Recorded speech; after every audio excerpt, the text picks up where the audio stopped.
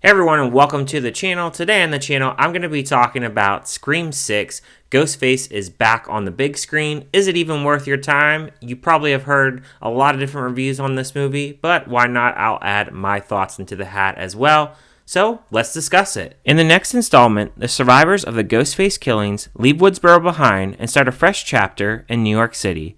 The film stars Courteney Cox, Melissa Barrera, Jenna Ortega, Jasmin Savoy Brown, Mason Gooden, Roger Jackson, Dermot Mulroney, Jack Champion, Hayden Panettiere, and Samara Weaving, and was directed by Tyler Gillett and Matt Bettinelli-Olpin, and they did two other films. They did Scream 5, and they also did Ready or Not.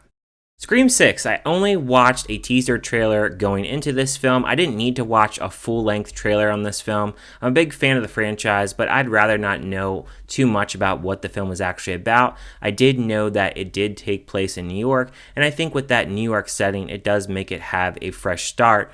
For example, in the beginning of the film where they have a certain scene in the alleyway, that really did make me feel like I was in New York. And also the scene when they are on the subway. There is a particular scene where you have the characters on the subway and you have a bunch of different people in different Halloween masks, which it takes place during Halloween.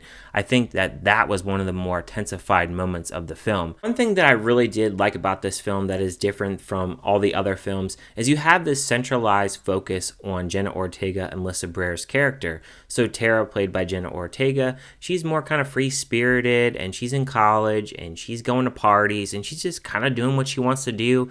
She's not worried about Ghostface or anything in her past, while you have Sam who's going to therapy and she's really worried when Ghostface is going to come back. So I like that compare and contrast with both of the characters. And the legacy characters are not in this film. Obviously, Neve Campbell, she's not in this film, and I don't think she really needed to be because I don't think there would have been a place for her in this film. The gore and the blood is absolutely amped up in this film. It's a lot more brutal, and it's definitely more so you're just going, ah, and ooh, and man, that must hurt. And I did like that we have that in this film. It's one of the more gory and bloody films of Scream, and I still think that Ghostface, even though he can be kind of a clumsy killer at times, he still does maintain his seriousness, and he means business in this, and you can really tell that throughout the first kill, especially towards the beginning of the film. I think he really does establish the fact that Ghostface is back, and he's not screwing around in this film.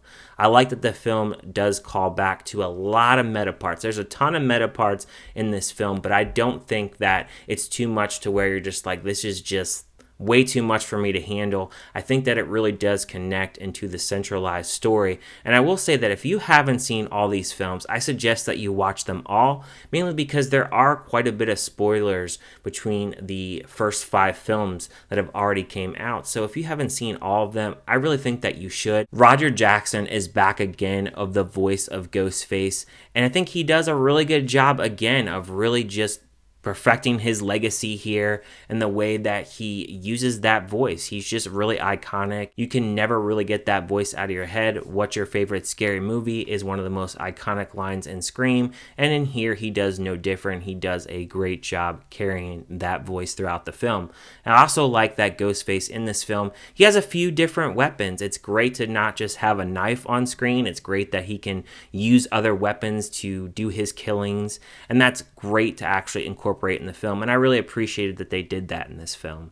Kirby's big return was in this film, and really, to be honest, Scream 4 is my least favorite out of all 6 films.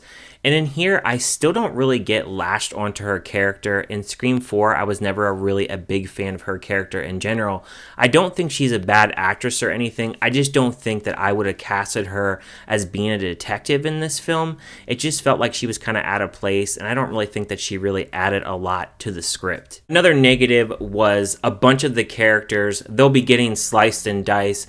And then after they've gotten sliced and diced, they're up walking around. You thought that they were going to be toast, but no, it's just a flesh wound. Put a bandage on that shit and keep on going. And that was just too much movie magic. There's certain things where you have some movie magic and you can kind of get over it, but I think when you're in a slasher film and you're getting sliced and diced like that, let's keep it real. And I think certain parts where people are getting killed, I think they're a little bit scared to kill off certain characters. So I definitely felt that throughout this film, that they were a little bit scared on what they wanted to do with certain characters throughout this film. There were other certain scenes where you have the camera really panned in really close, and I haven't heard anybody actually talk about this, but I'm just not a big fan of really close-up shots, specifically when you have a slasher film and somebody is running after someone. I like the camera panned back a little bit. I don't want to be kissing the character, and I felt like there were certain scenes in here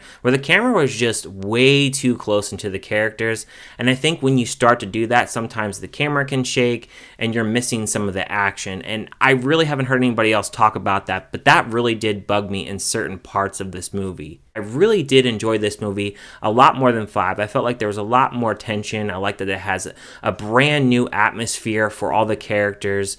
And I think overall, it's a really fun film and a good time. I would give a score of this film a 4 out of 5. If you're wondering where I rank this out of all 6 films, I would put this in 3rd place. Scream 5 last year, I would put that in 4th place.